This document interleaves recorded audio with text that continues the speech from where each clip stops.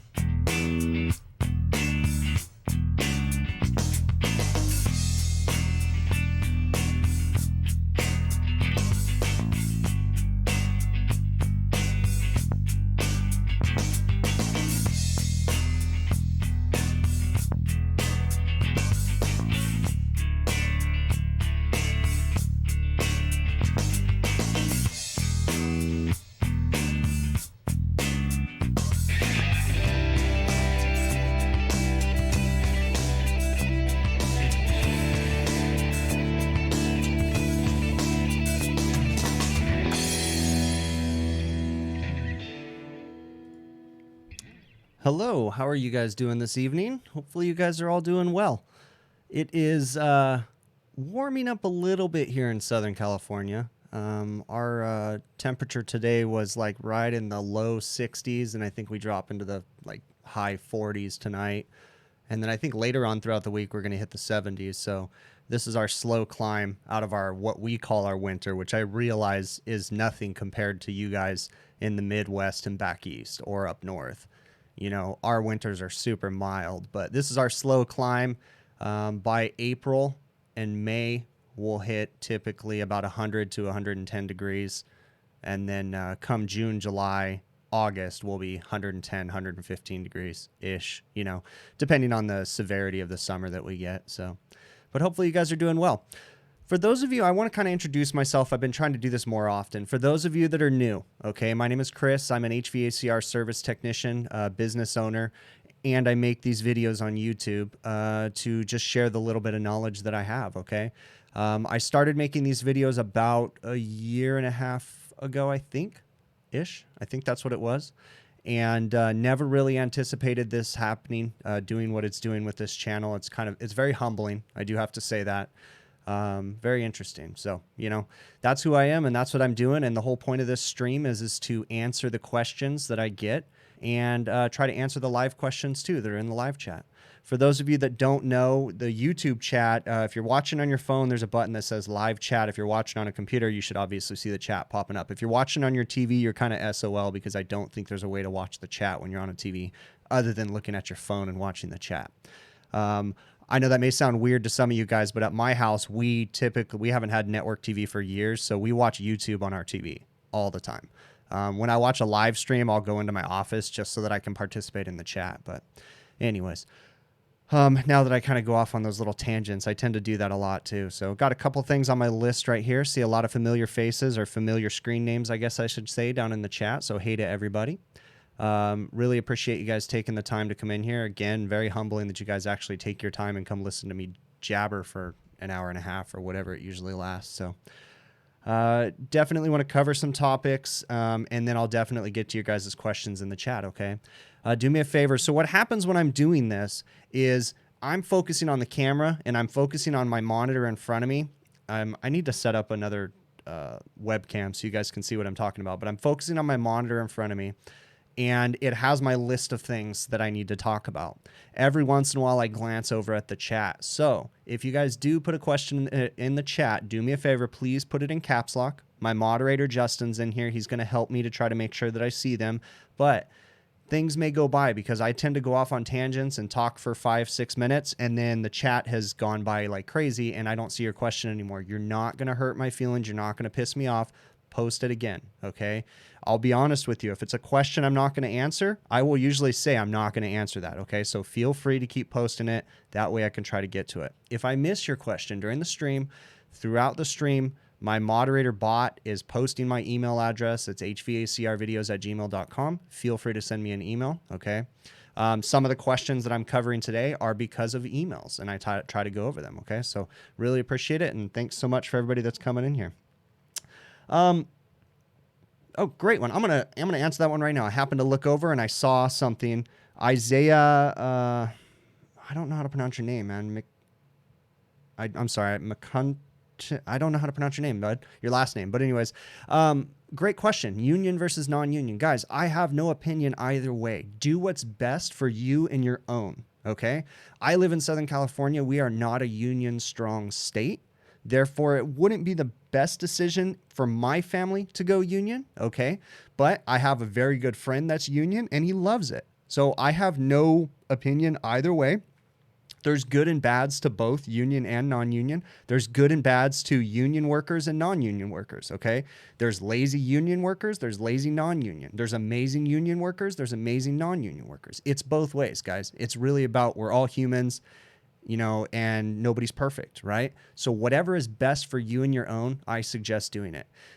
If you live in a state or a certain part of your state that is union strong and that's the way to go, then go for it, okay? There's going to be good things and bad things. Here in Southern California, union work for the most part, not knocking anybody, but union work for the most part is going to get you government jobs. It's going to get you institutional jobs, and it's going to get you big like contract work.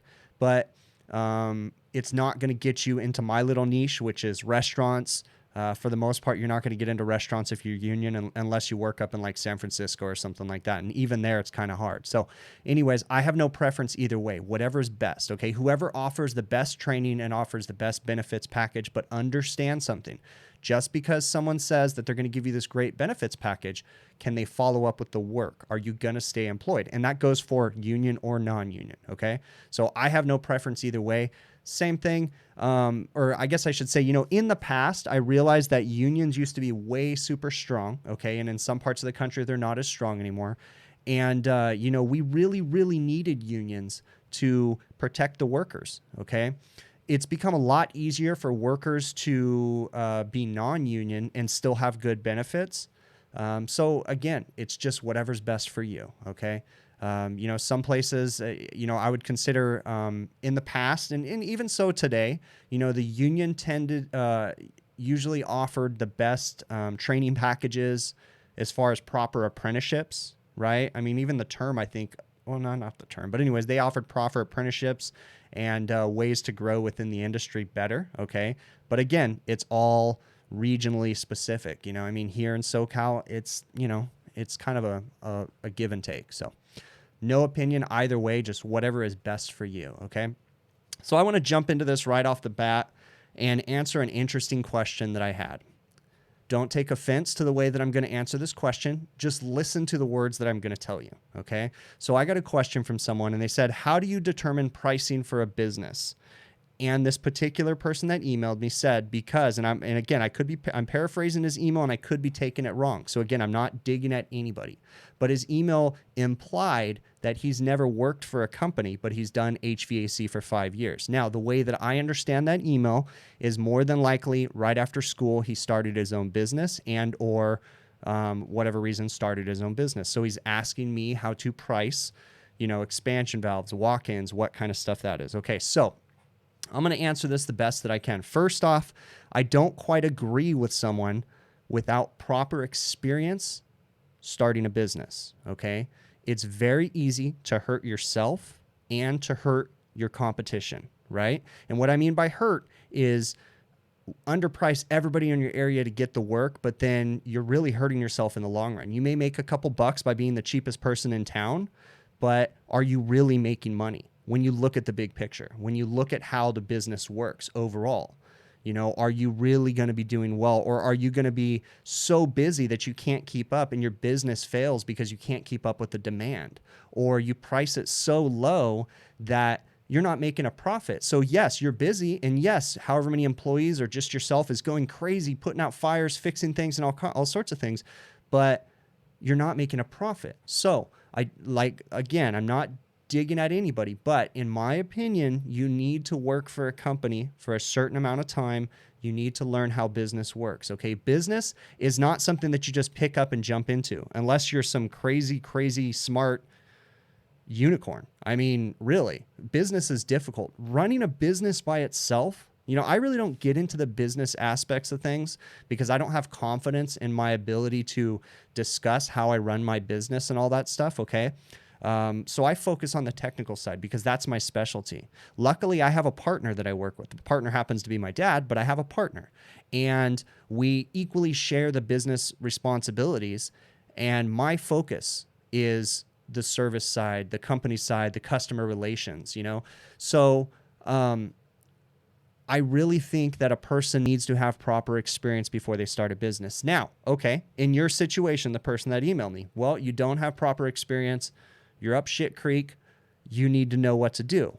The best advice I can give you is read every single business book out there. Take every waking minute and read how to run a business, okay? My buddy Tersh Blissett over at the Service Business Mastery podcast does a really good job of talking about running a business, of exposing his mistakes, of showing the way that he does it, and also of interviewing other business owners and or coaches and different people like that help to increase the education and let people know the proper ways to approach certain situations and subjects. So I'd highly suggest, bud, that you reach out to my buddy Tersh. Again, Tersh Blissett at the Service Business Mastery podcast. And I'm going to go ahead and put his email in here.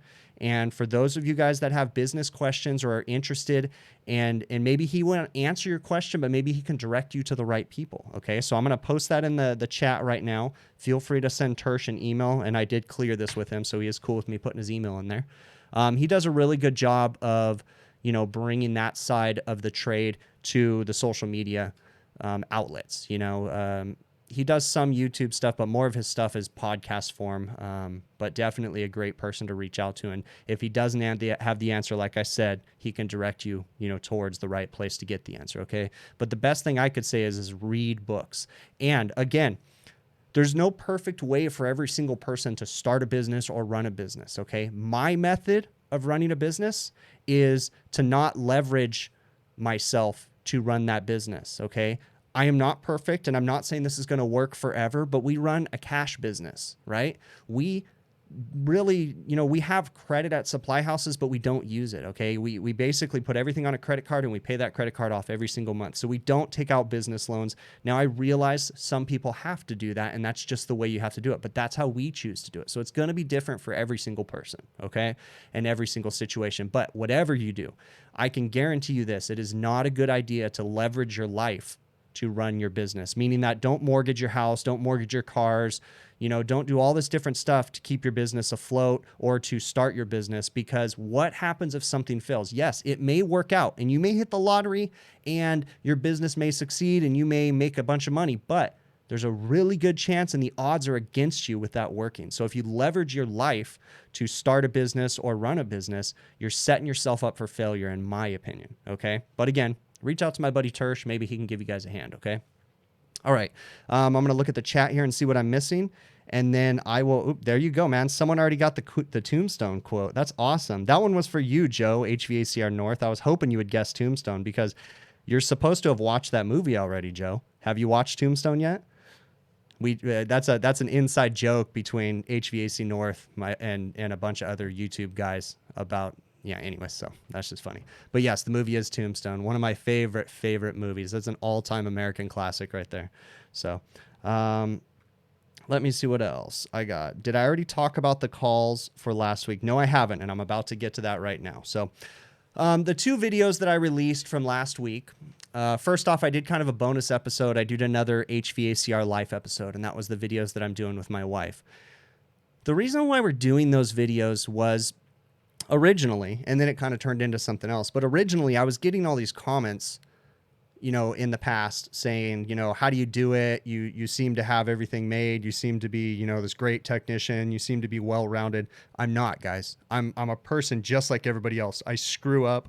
I'm diagnosed a bunch of different things, you know. I'm self-diagnosed a bunch of different things. I'm human. I make mistakes and I screw up a lot of stuff, okay? The one thing I will say that I think doesn't make me better than anybody, but one thing that helps me to be the best that I can be is the fact that I learn from my mistakes, or at least I try to. And I try to recognize my mistakes before I get called out on some of them, okay? So the HVAC Our Life series just is kind of talking about some of the things that my wife and I did. Because my thought was, you know, I make these videos based off of the mistakes that I made, the service call videos, right? And the little tips that I've learned. So why not share the little bit of knowledge that I have about the way that we run our lives?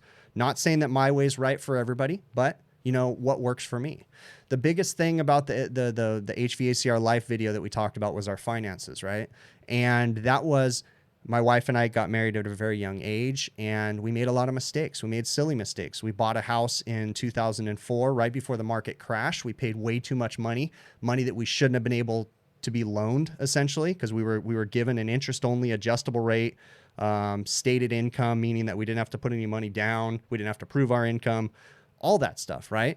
And we never should have had that loan. And for whatever reason, we didn't lose our house. But a lot of our friends and family and neighbors did, because they were in the same situations as us.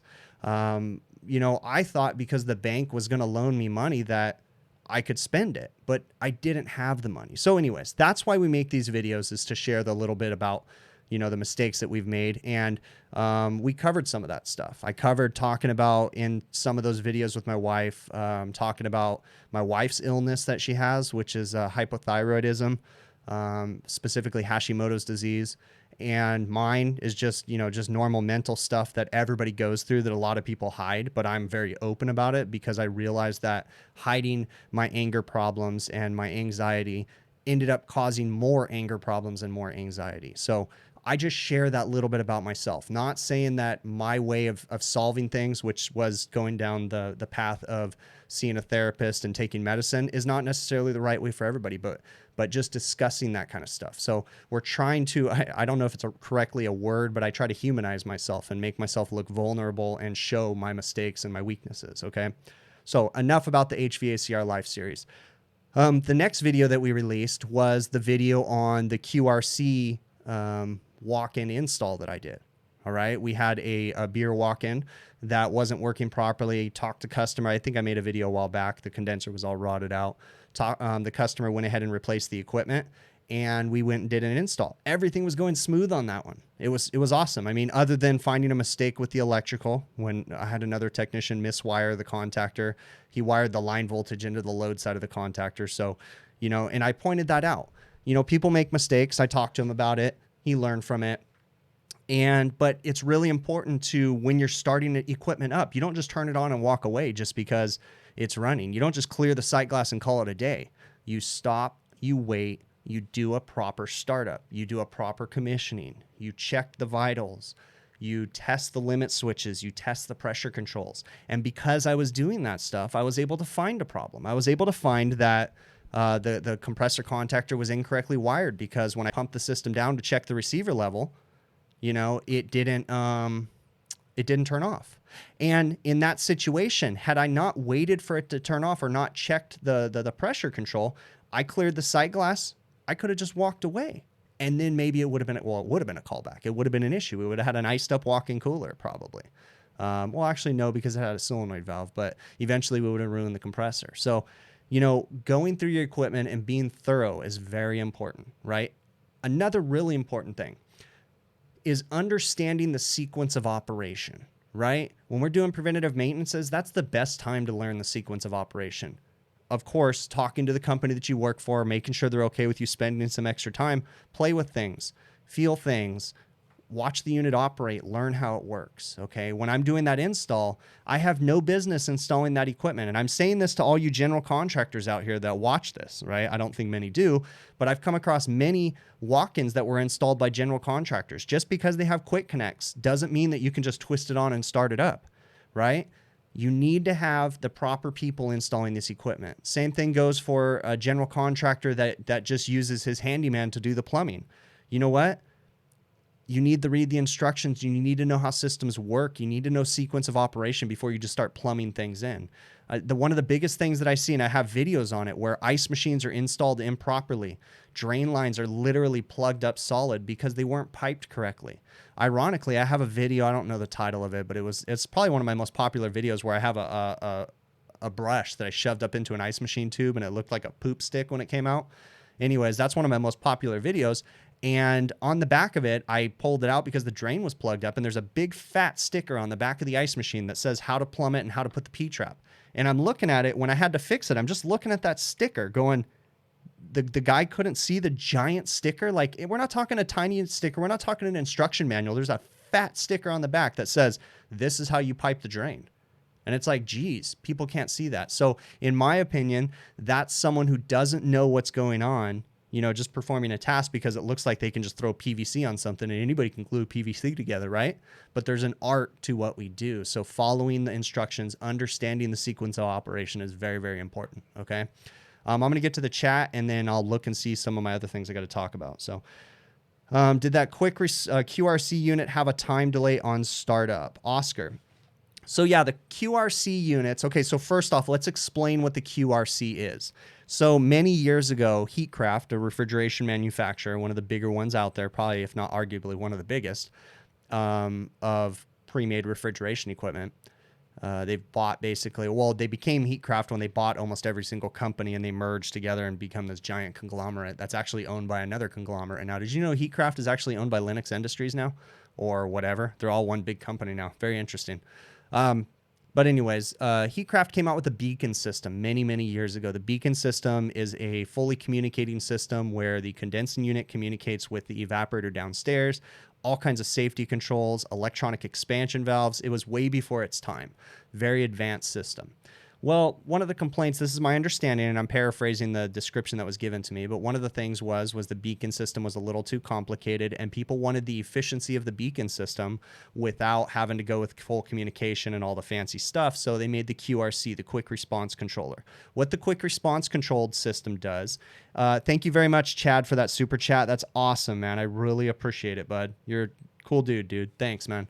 So the QRC system basically uses a beacon board, but it doesn't have the communication with the condensing unit on the roof, okay, or downstairs or whatever. It's a self-sustaining system. So it has the electronic expansion valves, it has the temperature sensors, it has the efficiency of the evaporator section with a normal condensing unit, okay?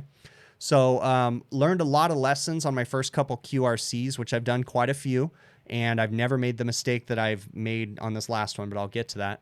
But one of the big things about the QRC systems is you have to make sure that there is no other time delays within the system. So what I mean by that is if you get a standard Heatcraft condensing unit, the way that they ship them, just a dry Heatcraft condensing unit, they come with a defrost clock. Well, if you order it the right way, it comes with a defrost clock and a time delay in it.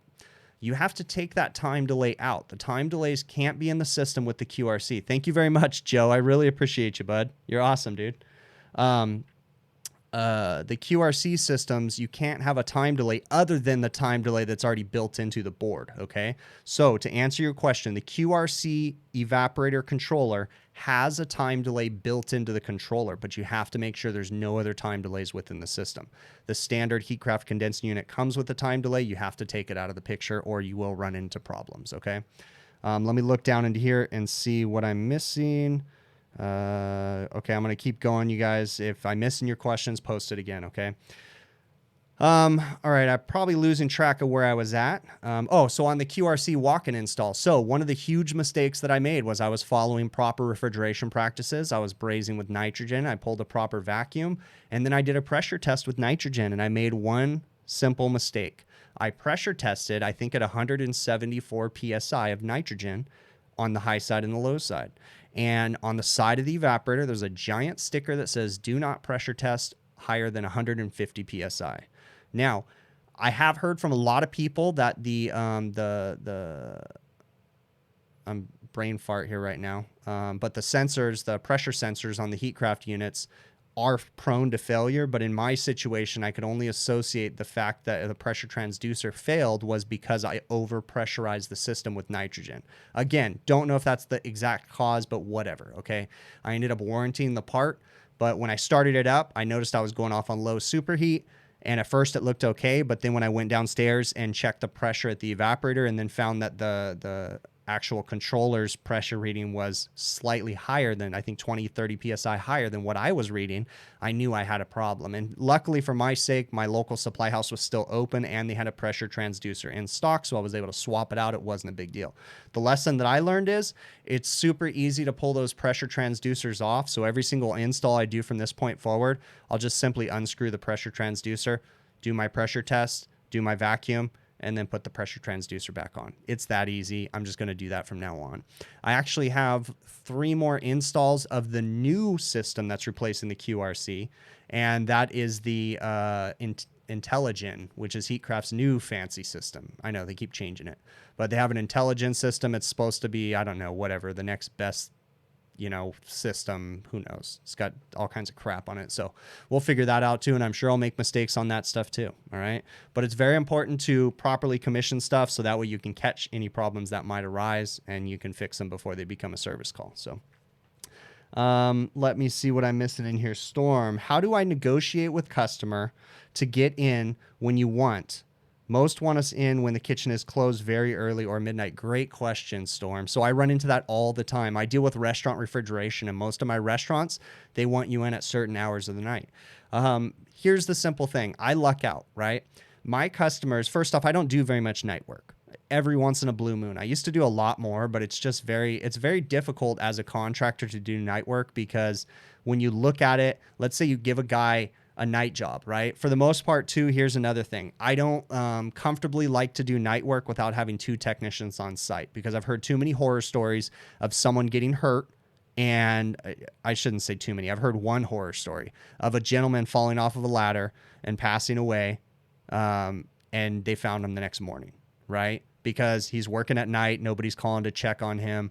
Dude just fell over. I don't know if he hit his head or had a heart attack, whatever. That could be a wives' tale, but that's something that I'm afraid of. So I don't like to do night work unless I quote it for 2 people and at overtime rates. I typically don't like to do night work at general rates, right? Because it's difficult. And then for the technician that does night work, unless he wants to work Friday night, which nobody does, or Saturday morning, he's ended up being, his week is all screwed up. So let's just say a technician works a 5-day work week, right?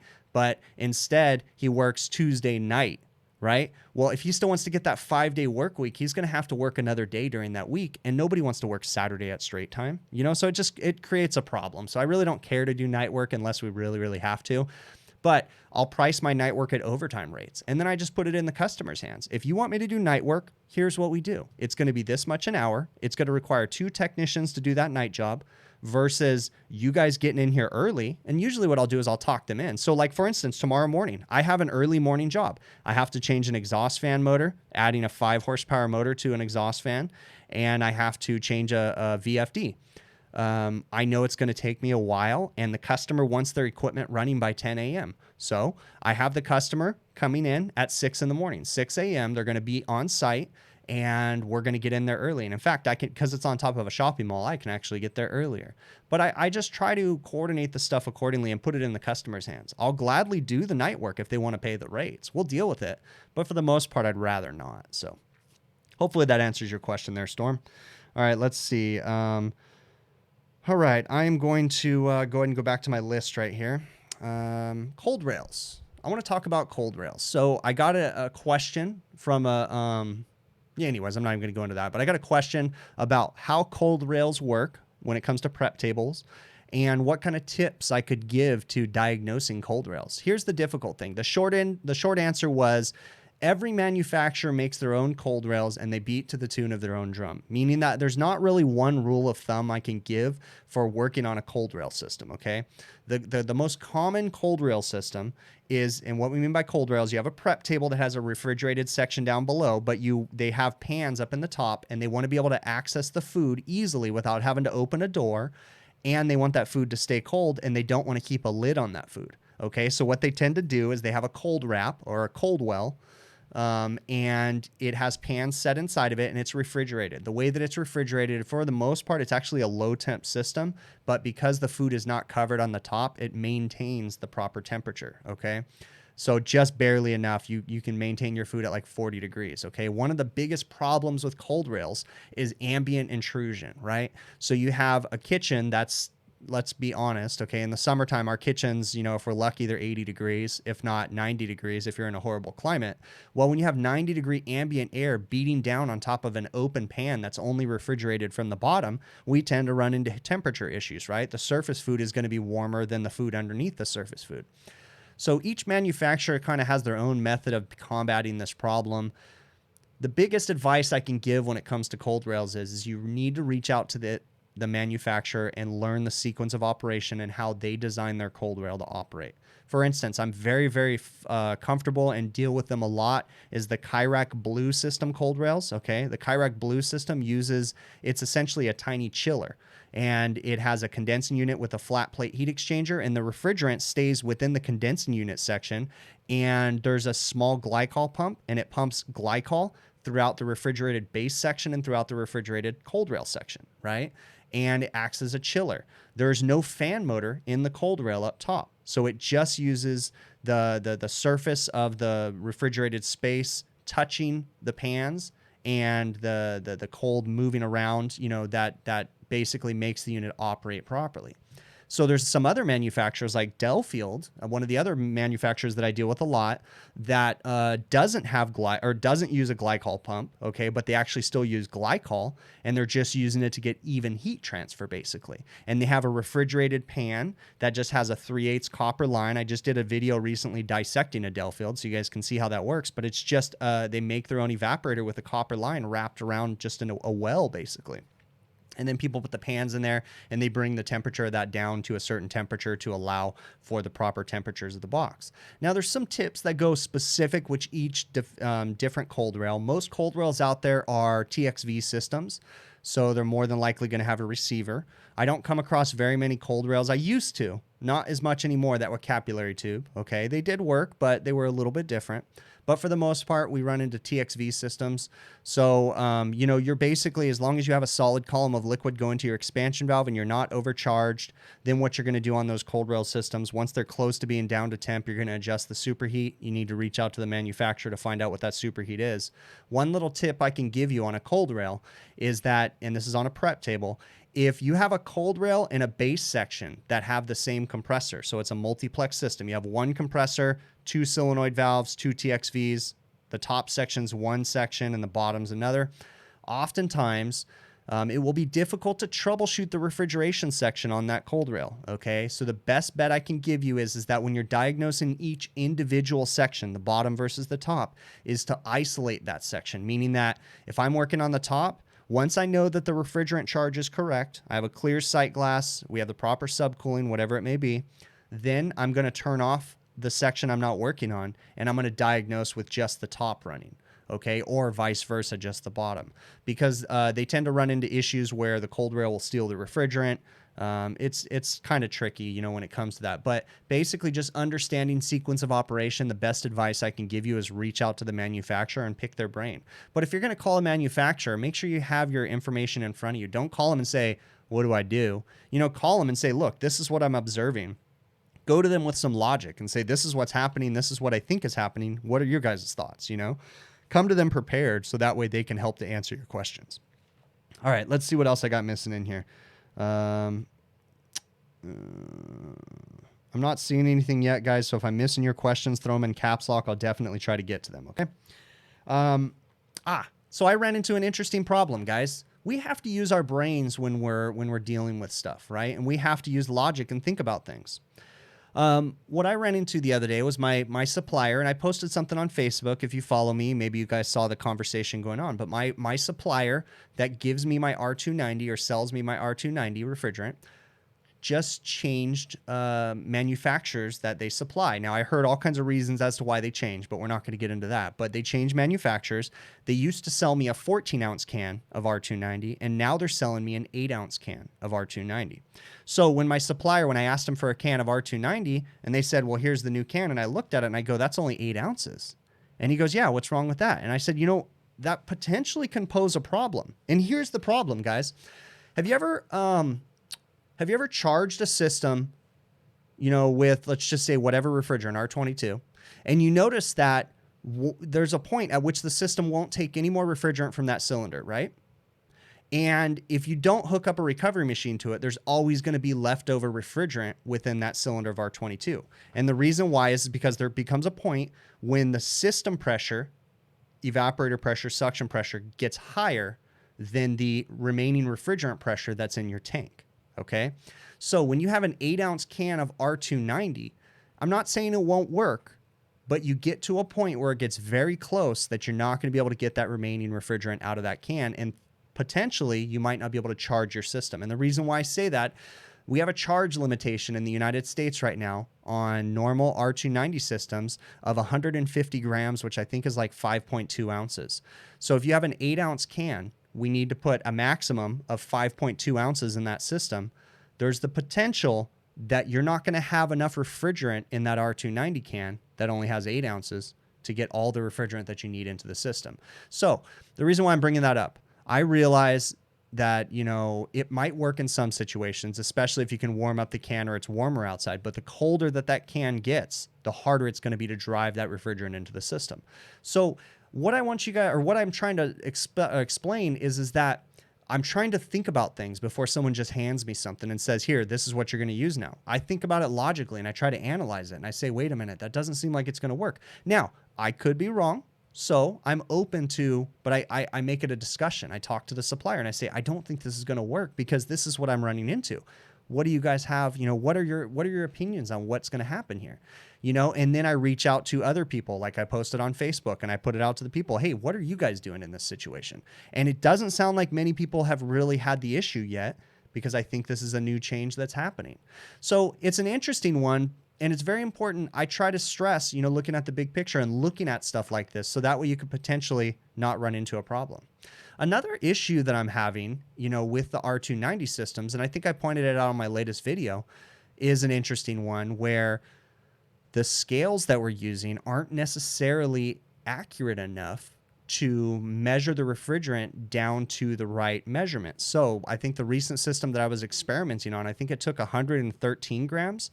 And my scale only read in increments of 5 grams. So basically, I had to guess, right? So when I got to 110 grams, I said, well, I guess I'm just going to go to 115, or it was something like that, right? So I kind of had to make that guess. So that's another thing, too, that we got to think about. Maybe that was just my field piece scale that was the problem.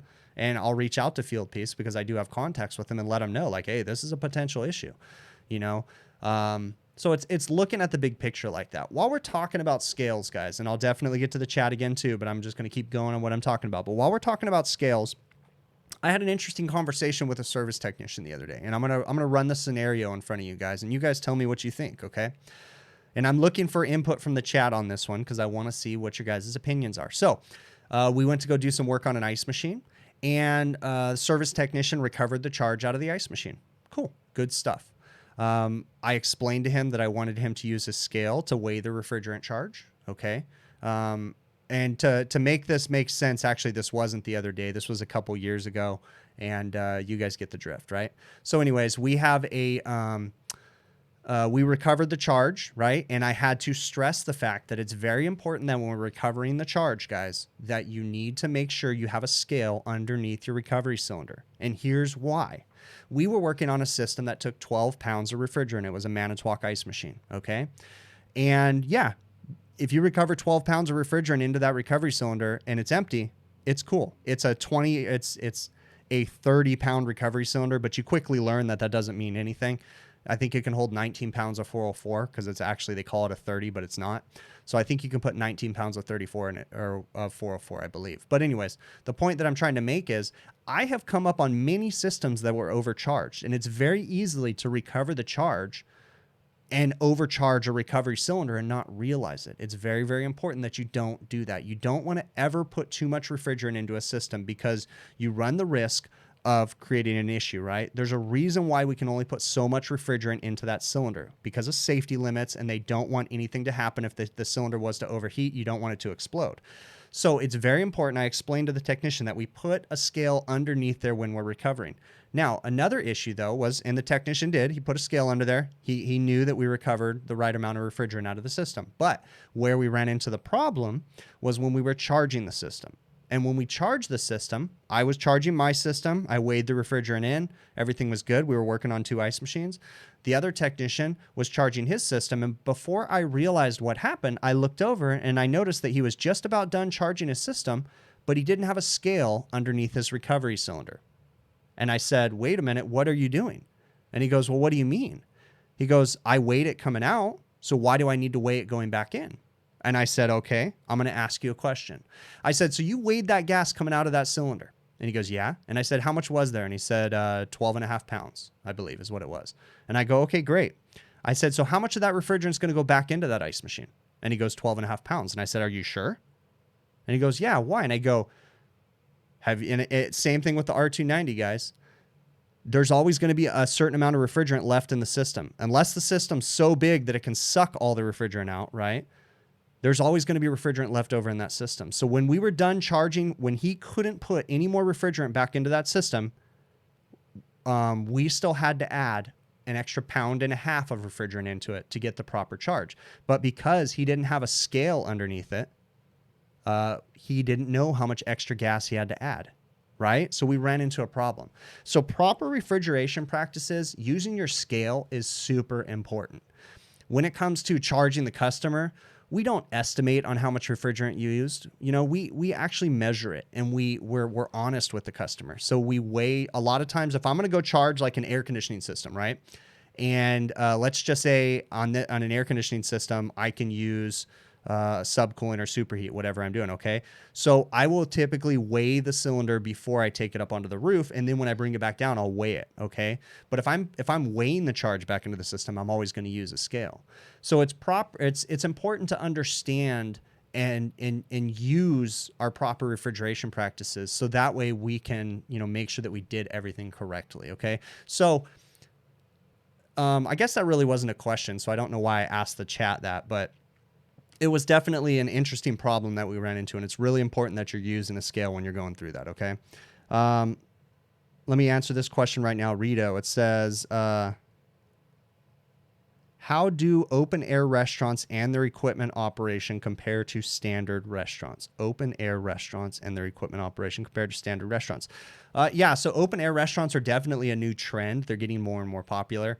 I think that engineers and contractors, designs, architects, all that fancy stuff aren't really thinking the big picture when they design these open air restaurants, or when a restaurant decides to become an open air restaurant after the fact, and an engineer or an architect or a general contractor or a mechanical contractor didn't advise them at the problems they can run into. So open air restaurants run into issues.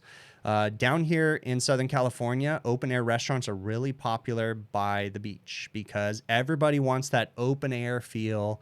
They want to be by the beach, right? Where everybody's out there in their bathing suits and they're just walking around in their flip flops and walking in and out of their place. They don't want people to have to open a door to come into their restaurant, but then they don't understand why they get water dripping from their ceiling when it's really humid outside, or why their refrigeration equipment doesn't work. This open air trend right now is it's all right if it's designed correctly, but even designing it correctly can lead to problems if people don't realize that other things can happen. So open air restaurants, open air equipment, that's another thing too. A lot of the supermarkets used to have open air equipment that were air curtain systems. Those are even tricky too, because if product's not put in there properly, It's definitely an interesting challenge, especially in the humid climates. For the most part in Southern California, we don't have to deal with humidity as much, but by the coast we do.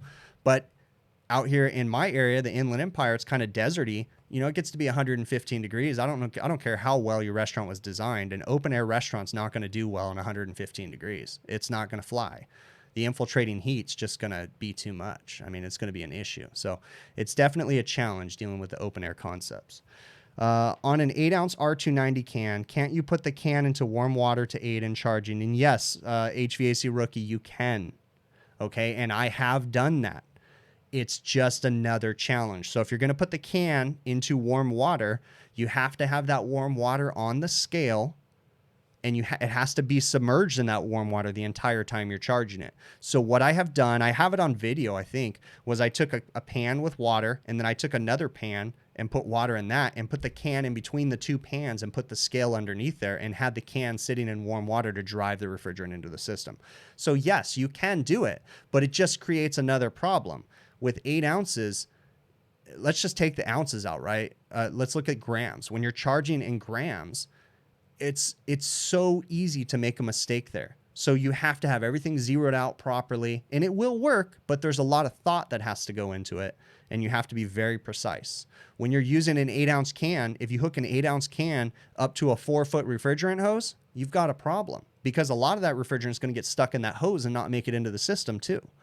So it just creates a big headache. I prefer the bigger cans. I can't wait until they increase the charge limitation, or even just the supply houses. I would love to have like a 20-pound cylinder. I mean, I'm not afraid of having R290, but I know there's a bunch of Department of Transportation rules and all kinds of weird crap about going with a big ass can of R290, which just sounds silly, but whatever. So, all right. Yeah, I see HVACR tech. Yes, you could recover the refrigerant out of the cylinder. You could do that, but that's more complexity added to the system.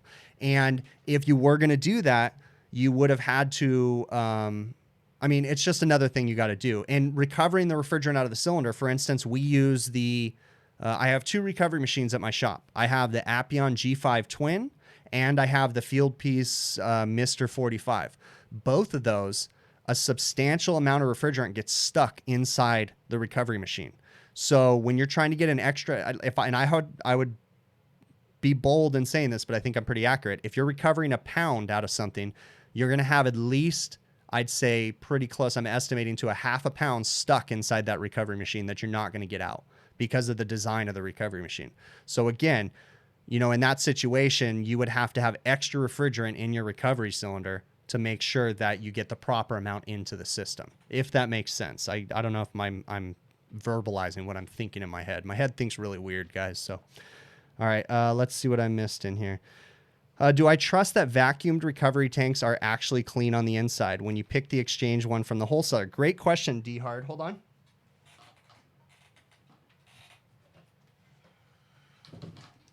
Okay, what I have here, I happen to have this right here. I was curious about a vacuum cylinder, a cylinder of recovery cylinder, I should say.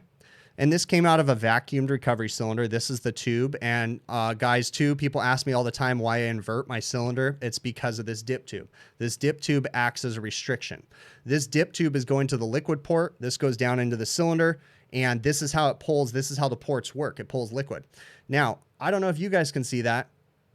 That is full of crap. This is out of a clean recovery cylinder. Notice how it's not clear? This is like a brownish color.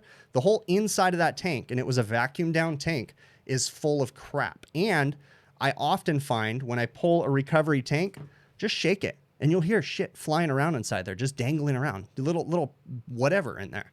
So no, I don't trust that recovery cylinders are clean. They're not. They're always dirty, because I do swaps at my supply house all the time. That's how we do recovery, is I just take a full cylinder, they give me an empty cylinder, they charge me a pump out fee, and we move on.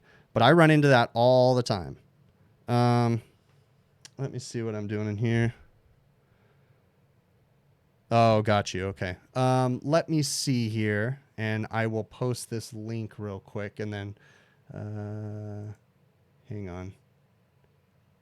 I'm sorry, I'm trying to post a link to the Discord server real quick, so let me do that. And Where is it? I moved the link. I will post a link for the Discord server here in just a minute. I don't have it at this moment. I didn't put it in the video that we're watching right now. So I'll do it here in a few minutes. And then the person that has a question, you can post it inside there. For those of you guys, yeah, anyway, so I'll do that in a minute. So let me get back to this. Let me see what I'm missing here. I lost my train of thought for a sec. Yeah, it definitely does, HVACR Tech. It gets closer to full charge for sure. It's better than nothing. You guys, if you don't know, you can use a recovery cylinder like HVACR Tech is saying. You can use a recovery machine to do the reverse. You can pump the refrigerant from the cylinder into your system too. You can do that. So you just simply swap the lines around. And that is a method, but you have to think when you're doing that because there will be lost refrigerant in the system. So all right, let me get to my emails right here. My questions. So scales are really important, guys. Use your scales. They really do help you. Another thing to remember too, again, I have trust issues because not with my field piece scale, but I've had other scales that die in the middle of charging a critically charged system. So even if I'm weighing the refrigerant in to the system and I'm watching the scale as I'm weighing it in, I typically will weigh the cylinder before I even start and write down that weight just in case something happens and the scale fails, just because this has bit me in the butt too many times where the scale will fail in the middle of charging. Especially if you guys remember the old CPS scales, and they lasted forever, but they were prone to static shocks. And if you were dumping in a lot of refrigerant into a package unit and there would be static coming from the tank going to the scale and it would short the scale out and ruin the circuit board on the scale. And anyways, that's happened to me enough times that I know to weigh my cylinder before I start watching the scale before too, just in case it fails. Okay. Again, hopefully you guys understand what I was saying there. All right. Scott, RSD and Azusa doesn't charge pump out and will pay for R22. That's interesting. RSD, I thought they all did the same thing, Scott. I'll have to look into that, but yeah, I don't take back enough R22 to worry about getting paid for it. Plus I don't have time. I just take it in. All right, exhaust fans, guys. I had an interesting question come in through my email about sizing exhaust fans. This person, I'm paraphrasing, said they've never replaced an exhaust fan before and they didn't know how to size it accordingly. First off, sizing an exhaust fan, and let's just assume we're dealing with a restaurant, is very important. You have to size it correctly. You can't oversize an exhaust fan and you don't want to undersize an exhaust fan. An exhaust fan should be spec'd by a mechanical contractor or an engineer that has said this exhaust fan needs to pull this much air at this particular static pressure rating at this temperature. That's a really important thing to understand. You have high heat exhaust fans. Some exhaust fans run so hot that they'll actually burn up a motor because of the heat. So there's different exhaust fans, different designs that are set up. And some exhaust fans, they're designed for the motor to be in the airstream. Some exhaust fans are not. There's explosion proof, chemical proof, all kinds of different situations. But when you're sizing an exhaust fan, the most important things you look at is the amount of air that it can move at a certain static pressure. Okay. Now there's other things to think about, but they're determined. Now, if you're going to move, let's just say 10,000 CFMs of air at 1 inch of static, to move 10,000 CFMs of air at, 3 inches of static would be different. Okay. It all depends on the airflow that you can get through the duct. You have to know how your system was designed. Just because, it says, that, this fan pulls 10,000 CFMs of air, at what static pressure rating does it pull that 10,000 CFMs of air? That Coke nose is starting to itch. I don't know why it does that. Only when I do live streams for some reason. But, so it's very important to understand that. Now, if you can't find the exact static pressure that your exhaust system was designed for, there's some ways to get around it. It is kind of doing ballpark estimates. What you can do is you can look at the motor horsepower. You can look at the motor current draw, right? The amperage. You can look at the wheel size, the height and the width of the blower wheel. And you can try to match those up. So you can match up another exhaust fan based off of the blower wheel size and based off of the motor horsepower. It's not perfect, but you could do that if you needed to. What I would highly suggest you do is reach out to a quality manufacturer, such as I use Greenheck. They're one of my favorite manufacturers of exhaust fans. They've been around forever. There's another manufacturer called Captive Air. They have good engineers too. Captive Air sells direct to the contractor. GreenHeck you have to go through a distributor, but they'll help you out too in sizing your exhaust fan. So, but remember that you don't want to just throw something on there. And in your question that you had asked me too, you asked about curb adapters. Yeah, it is common to throw a curb adapter on an exhaust fan because oftentimes the old one won't match up. There is some codes though. You want to make sure you follow your proper manufacturer's codes. Thank you, Dallas. I really appreciate that super chat, man. That's awesome. Thanks so much. You want to follow the proper manufacturer's codes. I'm sorry, the local codes in your area, because I think mechanical code says that you're supposed to be welded duct. You're not supposed to have curb adapters, but everybody does put curb adapters on exhaust fans. But for fire safety reasons, it's supposed to be welded all the way to the point at which the exhaust fan sits on top of that ductwork. So something to think about. Reach out to those two manufacturers, Captive Air or GreenHeck, and they'll definitely help you to get set up with the right size fan. All right, let's see what else we got. Yeah, your ductwork will dictate on how much static you need. But a lot of times, Sean, what happens is if you're going in after the fact, without going in there and measuring the entire length of ductwork, you don't know that. So I run into this a lot in restaurants where you'll walk up to it and the exhaust fan has a bad motor and the customer wants a quote to replace it. And you're like, well, I don't know how this system was designed. So what do I do? Because it often doesn't tell you. There's not a commissioning report on the side saying it was moving this much air at this CFM at this static pressure rating or anything, so oftentimes that information is missing. So, in that situation, that's where I'll go up and find the existing fan, look at the existing horsepower, look at the existing wheel, and try to match something up close to that, and then, go from there. All right. Let me see what else we got in here. Okay, I'm sure there's more questions, but I'm going to go ahead and get to my list of things to talk about and make sure you put your questions in there again. When to install Pea Traps? That's a question I've been getting a lot lately. Why do I install Pea Traps? And how often should you install a Pea Trap? How come I don't install inverted Pea Traps? I get those questions all the time. So there's some basic proper piping practices. If you have a condensing unit that's 3 feet or more higher than your evaporator, you should have a Pea Trap at the evaporator.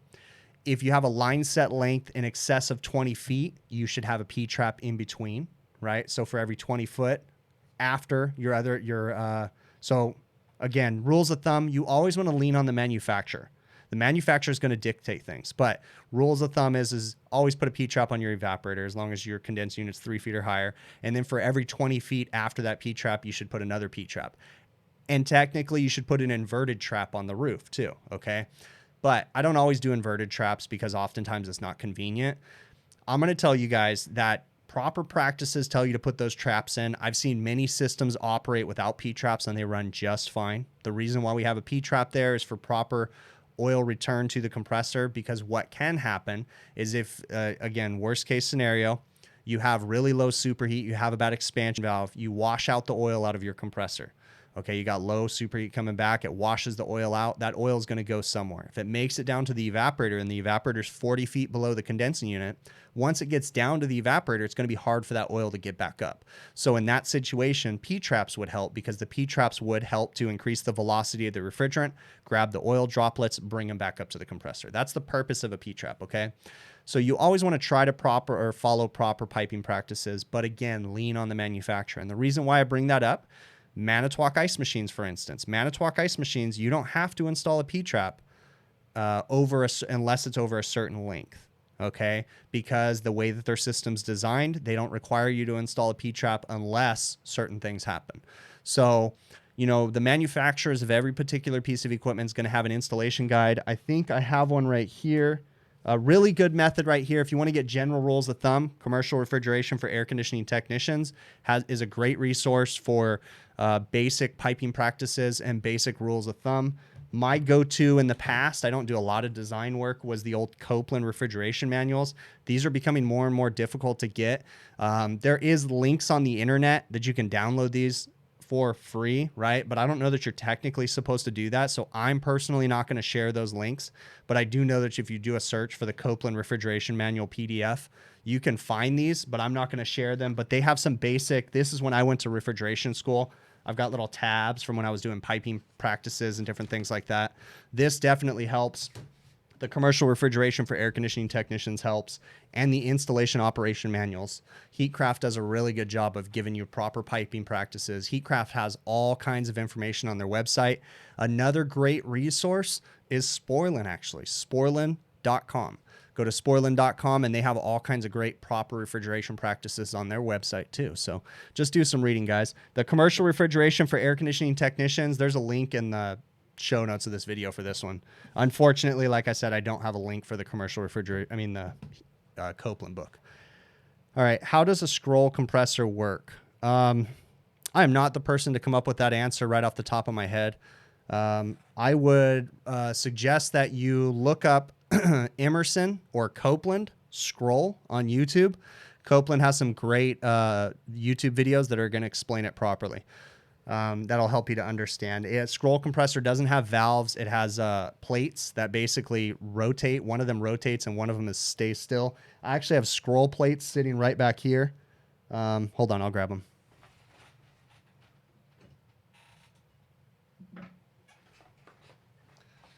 These are actually scroll plates from a scroll compressor that I took apart. So you're going to have a stationary plate, and then you're going to have a plate that moves around, and it moves within it. Again, I can't show this. I can't do a visual, but it moves against itself. It compresses the refrigerant. But look up Copeland scroll compressor on YouTube, and you'll come up with a great video that they've made on how these work.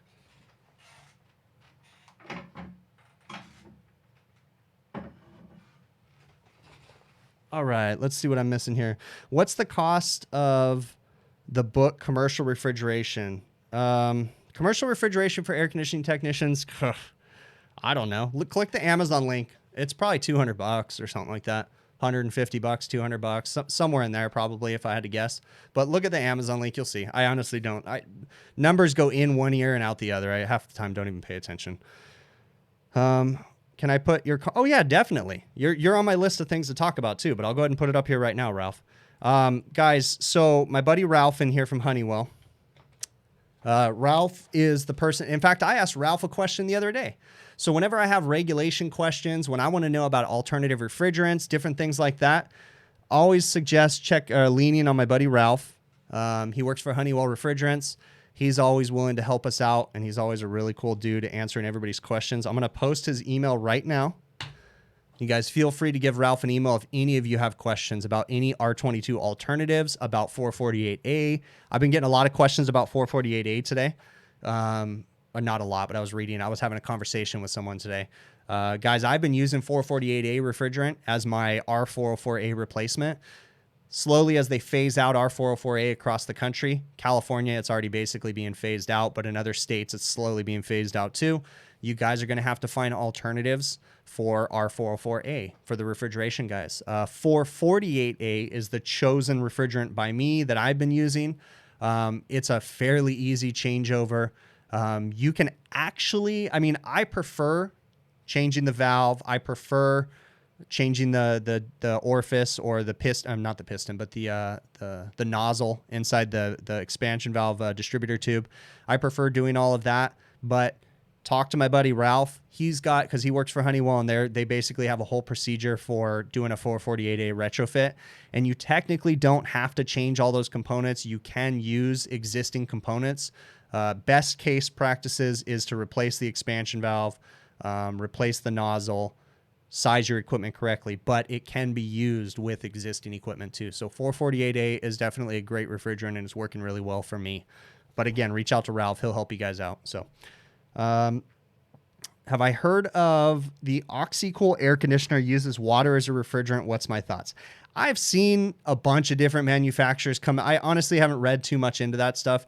Guys, I really don't buy into too many of these, like, this is going to solve the world's problems things, right? Until, there's a lot of people out there that make all kinds of great snake oils and weird. And I'm not saying the OxyCool is a snake oil or a fake thing, but honestly, when someone says that they came up with this new technology that's going to revolutionize everything and it used water and you don't have to use refrigerant anymore and all this different stuff, I don't quite buy it at first. Now, maybe as time goes on, they'll develop that technology, but I don't quite buy the hype that some weird thing that nobody's ever thought of was just invented, that it's going to change the world. And I don't really buy that stuff. Again, it's going to take a while to turn me. I'm stubborn and like old school and work my way up to things. So no, I haven't read about that particular one, but instantly I think, I don't know. But you know, anyways, again, not talking crap. What is the safest refrigerant in my opinion? Safest refrigerant? I mean, that's kind of an open, a loaded question. Water's technically a refrigerant. So I guess water's pretty safe, but even water can be heated up so much that it turns into a superheated vapor and can kill people. So, I mean, any refrigerant can be dangerous if not used correctly. So, you know, something as simple as water, people say that's the safest thing in the world. Well, you know, if you're using water and, you know, superheating it and turning it into a vapor, steam, you know, that can cause damage, but it can also be safe too.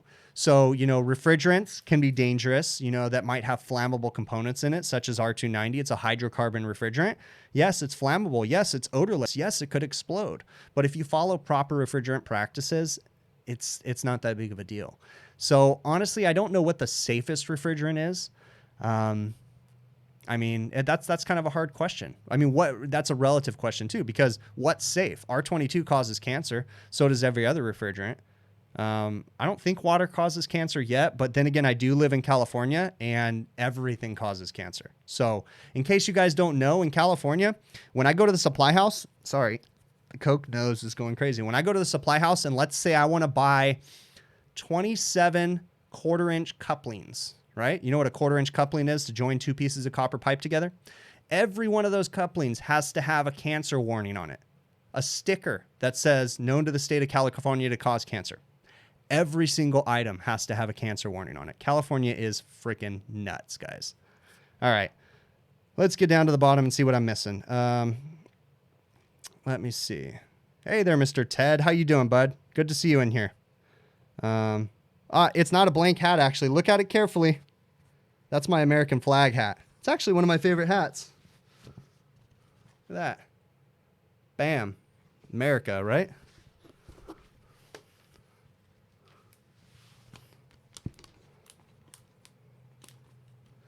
I've actually had that question a lot. Why is it blank? It's not blank. It's an American flag. It's just kind of subtle because of the light. But no, I love this flag. It's actually meant to be a patch. It's from 511 Tactical, the tactical store. But no, I really dig this hat. It's a really nice flex fit hat. Actually, believe it or not, I've gotten so many questions. There's a link in the show notes of this video for this hat. But yeah, I really like it. Let's see. On one video, I replaced a board that had moisture on it, and I went ahead and changed the sensors too. What kind of things do you replace as a set regardless of it? Great question, Storm. And that's actually on my list of things to cover. So I'm going to cover that right now. We'll blend it into my question that I have. So let me find my question. Okay. The topic of my thing that I wanted to talk about was replacing multiple parts out of convenience and or gut feelings. And what I mean by that, Storm had actually asked a question. So I had a temperature controller that failed, and I opted to go ahead and change the sensors too. The reason why I did that was, number one, when I buy the temperature controller, I actually buy a kit and it comes with the sensors. So when I sell that to the customer, they're actually paying for the sensors. So number one, to give them what they paid for, I'm going to sell them the temperature controller with the sensors. Okay.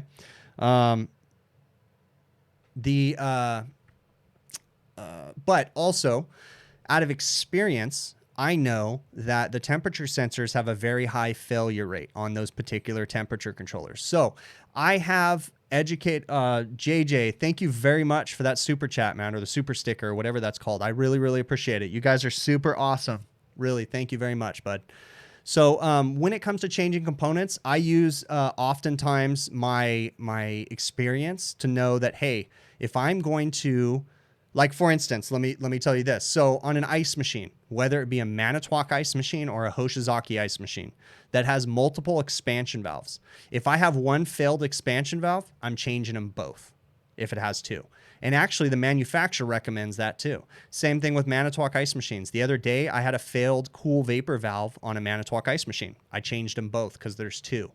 There's some things that you just change as a set because of the entire process that you have to go through to change it. And it'd be silly not to change both of them. On a temperature controller, if I'm going to change that. Now, there is times, I will say, there's times that I will change just the temperature sensor and not the control. on a temperature controller on like a Delfield Reach-In. But if I'm ever changing the control itself, I'm changing the sensors with it. So if that makes sense. And there's some things too that, you know, like I said, kind of out of a convenience, or I'm looking out for the customer's best interests. Like for instance, on that particular Manitowoc ice machine that I haven't made a video on yet, but I was working on it, I had to disconnect the machine and take it off of the bin and take it outside to change the valves and to change a bin top. You guys will see the video when it comes out.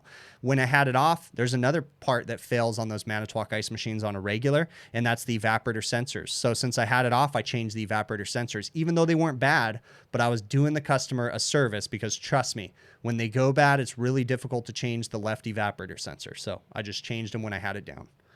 All right, let's see what else. Hey, Bill.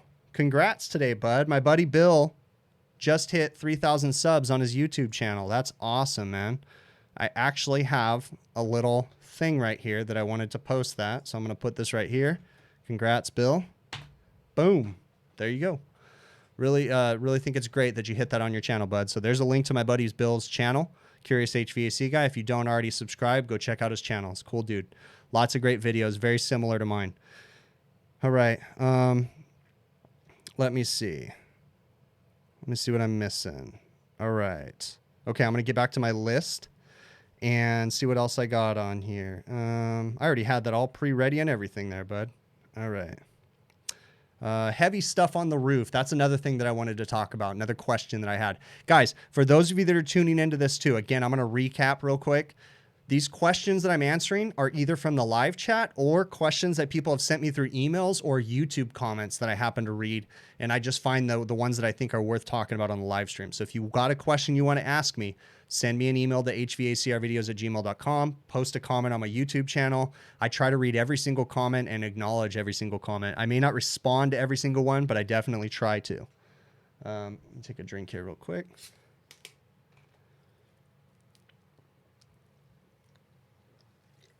All right. Heavy stuff on the roof. As I'm getting older, it's something you got to think about. You got to think about hurting yourself. You really should be thinking about it as a young kid too. Unfortunately, I didn't. My hearing is starting to go, and I attribute that to the fact that I never wore earplugs for many years. One of the places that I worked at a very young age doing air conditioning and refrigeration was a stainless steel manufacturing facility. I've worked in there for many years. Also working in restaurants, working inside stainless steel refrigerators with cutting tools, grinders, different things like that, listening to that echoing sound in your ears. And my hearing is starting to go bad. It's not as good as it used to be. You need to protect yourself, especially you young guys that are coming into the industry. Your eyes, your ears, your hands, and your body are the most important tools that you have. And if you lose those, you can still live a life, but it's a lot more difficult, right? If you lose your hearing, it's going to be difficult, but there is hope because I do know of one for sure, a deaf HVACR technician. He might be watching this live stream or he might watch it after because he communicates with me often. In fact, I don't think he watches the live stream, but oftentimes he'll communicate in the chat, but he'll watch the live stream after the fact because YouTube will put subtitles on it. So you can work in the trade if you don't have hearing. It's a lot more difficult if you're blind, but you need to protect your eyesight. You need to protect your hearing. You need to protect your hands. You need to protect your body because that's what makes you money for the rest of your life. The reason why I'm saying that is as I'm getting older, I'm starting to notice that things are affecting me even more. Now I realize in relative terms, I'm still young. Okay. I'm 38, but I'm definitely getting our 30. I think I'm 36 actually. I was born in 83. So whatever that is, I'm 36 maybe or 37. I don't know. Sometimes I have to ask my wife. I was born in June of 83. So someone tell me how old I am. Sorry, those are things that I categorize that in my brain, and that's not an important thing, so I really don't listen to it. But paying attention to your body and don't hurt yourself. So how do I get heavy stuff on the roof? Someone asked me. The person specifically was saying he had a 150-pound motor, and how does he get it up onto the roof? And I'll tell you, in the past, I would rope that damn thing up with my hands, pulling it up. You know, probably shouldn't do something like that. Very dangerous. I can think of one particular incident where another technician and I put an extension ladder up on the side of a building, and we pulled up probably a 3-horsepower condensing unit up the side of the extension ladder. He was standing on the extension ladder pushing No. I take that back because I didn't want him to get hurt. So I was standing on the extension ladder. The extension ladder did not extend 3 foot past the side of the building. It didn't even extend all the way up above the building. So I was standing on the extension ladder with 2 hands, pushing up with my hands on the condensing unit as I was walking up the ladder. It was a 24-foot ladder. I'm up on the top of it, and we were both there, and he was shaking. I was shaking. Our hands were Gumby, and I remember thinking, I just got to drop this condensing unit. But I couldn't do it. And we managed to push it up over the side. But as we did, my hands were shaking. I got off. That was a life-threatening situation, guys. I did stupid things because I didn't think about my safety. I didn't think about my health, right? Nowadays, if I have something heavy to lift on the roof, guys, if I have access, I'm going to use a crane. If I don't have access, I'm going to bring extra technicians. I have equipment lifts. I have to do whatever I need to do to protect myself from getting hurt.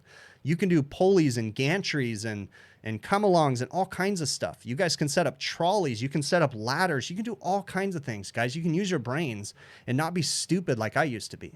You can use electric winch. You can go get an electric winch from Harbor Freight for like $200, $100. Man, you could cost that to the job, no problem. Just throw it in the price of the motor, got an electric winch, rig it up on some unistrut, pull that thing right up, man. Put a card up on the roof and push it across the roof. Guys, I did so many stupid things, and there's no reason I shouldn't have done that kind of stuff. So when it comes to lifting heavy stuff, ask for help, use a crane, use some sort of lift device, be safe, don't hurt yourself. All right, let's see. Okay, I'm not missing anything yet. Make a video, yeah, for sure. So there's actually AK, Andrew Greaves. Andrew Greaves has some cool videos on using ropes and how to store your ropes. And then there's a guy, Jeremy Smith, in the HVAC School Facebook group. He actually wrote an article for HVAC School, Brian Orr's page. And he wrote an article about using pulleys and how easy it is to lift really heavy items using a series of pulleys. It's a really cool article, so go check it out. I think it's like ropes and rigging or something like that. Just look up HVAC School or HVACR School, Brian Orr's website, and you'll see that cool article. All right, let's see what else I got in here. Mistakes happen, guys. Mistakes happen. We are all human. Own up your mistakes and be fair with the customer. Very important, okay? Let me see what else I got in here. Okay, guys, really, really important too. Wanted to point this out is I said this in the last stream and I'll say it again. This is training season. Training season right now. Okay, we're a little bit slow. Guys, it's really important. You got ice machine classes. You got refrigeration classes. Hoshizaki ice machine classes. I just signed up for a Manitowoc ice machine class. Everybody always asks, where do I get these cool training manuals? Look at this. You guys ever wanted to know how to clean any Hoshizaki ice machine? Hoshizaki makes this awesome book that breaks down every single step of how to clean their ice machines. I got it from a Hoshizaki training class for free. Fullet ice machines. It's been a while since I've been to a Fullet class, 2017. But a Fullet ice machine. This is one of the best books in the world on how to work on Fullet ice machines, guys. Great pictures. Fullet does really well. You can also find all this information online. PDFs that you can download. Manitowoc ice machine books. They tell you how to work on their entire machine, how to clean them, how to service them, how to install them, and how to diagnose them. You get them at the training classes. You can also go to each individual manufacturer's website. If you want to know how to sign up for these training classes, they're either free or they're like usually less than $100 for a regional class. Go to each manufacturer's website. Guys, for the young guys that ask me all the time, I want to get into refrigeration, but I'm an air conditioning technician. Take these classes. What's $100 of your money? That's a good investment. Go take an ice machine class. Even if you don't work on ice machines, just take the class. It's free education that you take with you for the rest of your life, guys. Sign up for the training classes. If I haven't, I know I've already said it, but for those of you guys in a week, I think, next Wednesday, I leave for the AHR show in Orlando. I'm going to be at the AHR show from Wednesday to Wednesday, all kinds of stuff. So AHR is the following Monday, Tuesday, Wednesday, but I've got the HVAC School with Brian Orr. He's got his training symposium Friday and Saturday. I'll be at that. I'm going to be doing a meetup at some point with hopefully other YouTubers and other creators, or if not, it'll just be by myself. If any of you guys are going to the AHR show and you see me, stop me and say hi. Even if I look busy, just give it a second and come over and say hi to me. You're not going to piss me off. I'm going to that to meet people. So if you guys see me, say what's up. Send me an email if you're going to be there. Maybe we could work something out, okay? And let me see what else I got on my list here. And then I'll get to the chat here in a minute. A lot of people asked me when I mentioned on my last video, I mentioned that that was customer provided equipment that I installed, that QRC system and that heatcraft condensing unit. And I got quite a few emails saying, why would you install the customer's equipment? First off, that's just how we roll, right? Yeah, in a perfect world, I'd love to sell my customer every single piece of equipment. But for those of you that work with chain restaurants, you know what I'm talking about. If you do chain restaurant work, you're going to install equipment for them. That's part of the deal. One of the perks about doing chain restaurant work is, for the most part, they keep you busy all year long, even when it's slow. They might still be doing preventative maintenances. They do equipment replacements. They're typically on top of their stuff.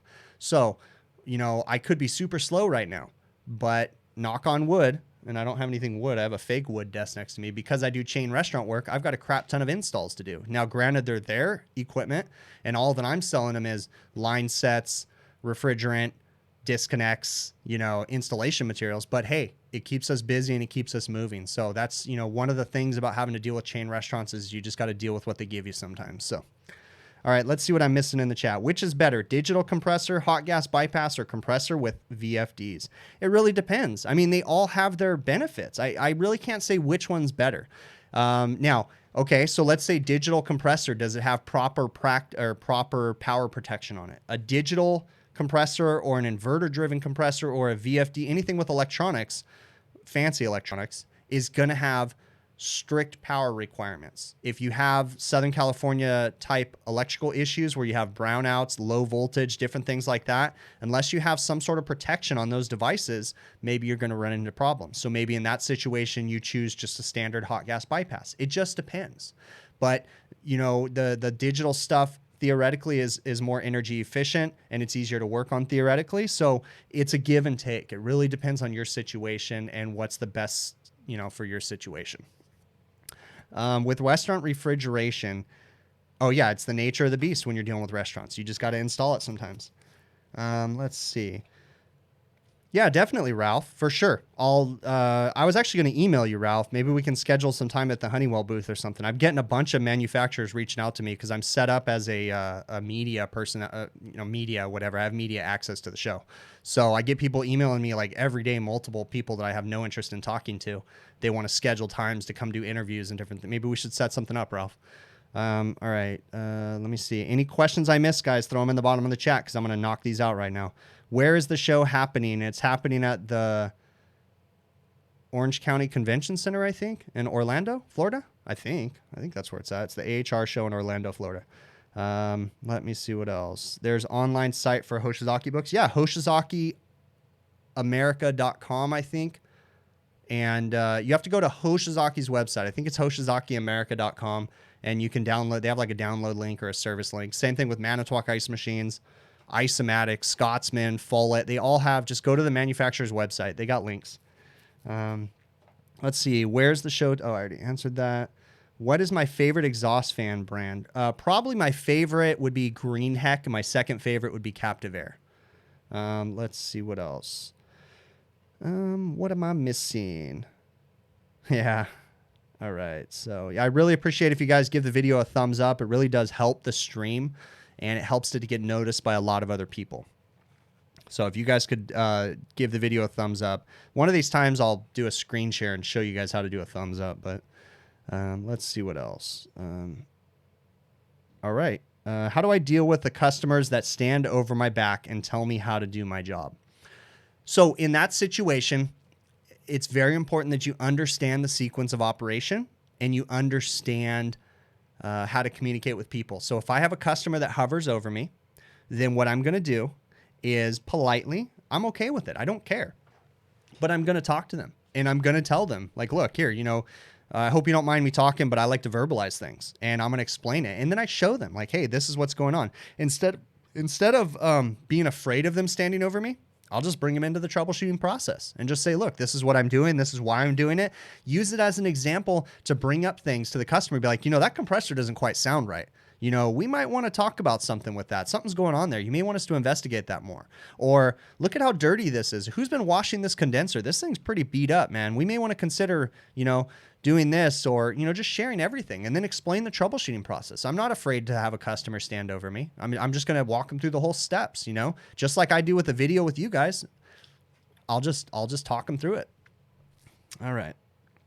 What are the best HVAC iPhone apps? Man, I should have done a screen share. On my next live stream, I'll try to remember to do a screen share. Bella Showers Penderson, can you do me a favor and send me an email to hvacrvideos@gmail.com and ask me to show the apps that I use on my phone? And I'll try to show that on the next live stream. I'll hook up my phone and I'll do it, and I'll show you the apps that I use, because all the apps I use are available on the iTunes store too, even though I'm Android. How do I know when it's time to move on and find another job, give and take age and years with a company? Audio 05. That's a difficult one, and that's a hard one for me to answer. You need to make that decision with what's best for you and your family. Honestly, if you're thinking about moving on, have a genuine conversation with your boss and share your issues and share your concerns. Let him know that, like, hey, I'm not really liking the way things are going. And, you know, I'd kind of like to talk to you about it and see if there's ways that maybe I could do the way that I would do it is I would bring up to the boss, like, hey, you know, things are pretty stressful and I feel like we're not going anywhere. How can I make things go better? What is it that I can do to make this easier for you? So that way, maybe we can make things better at the company. You know, propose it as a question. And if you don't get a genuine answer, then maybe it's time to move on. It's your decision to make, and it's, you know, you have to do what's best for you and your own, basically. So, let me see.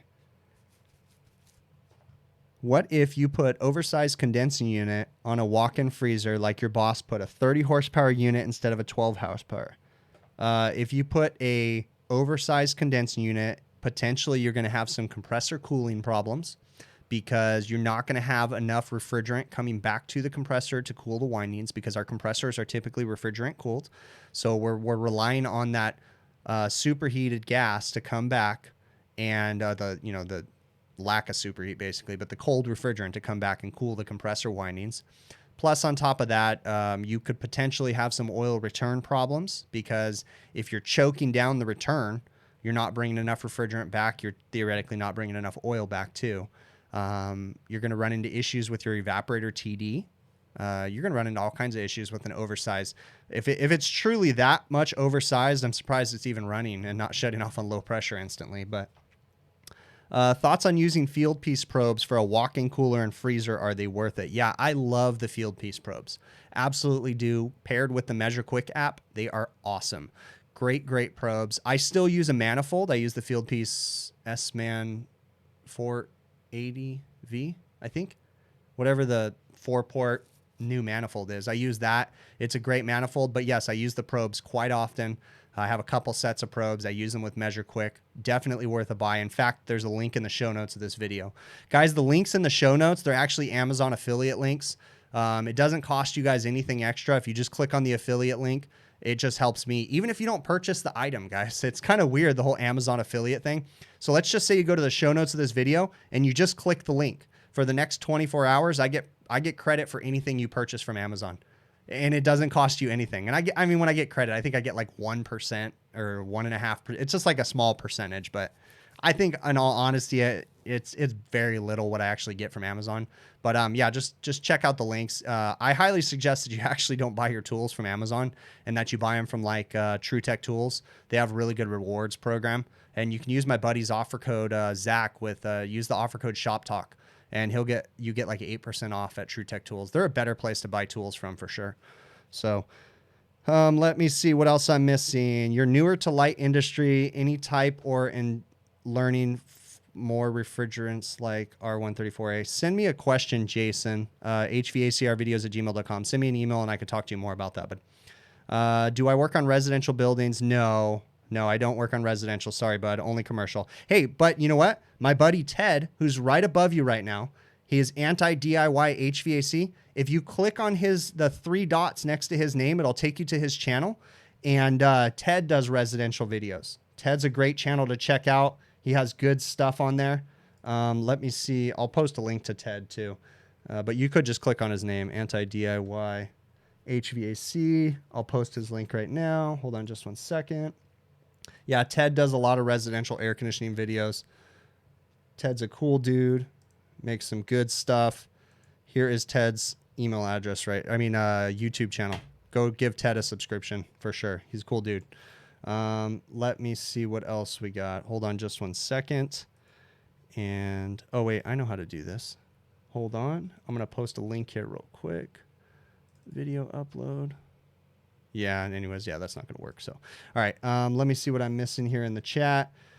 Am I going to have to shave for AHR? Hell no, I'm not going to shave for AHR. I don't shave for nobody. Yeah, right. When I leave this, my wife's going to be like, you got to shave, and then I'll go shave. Now, no, I'm not going to shave. I'll clean it up. Stop being so lazy, but I ain't going to shave. Hell no. Hell to the no.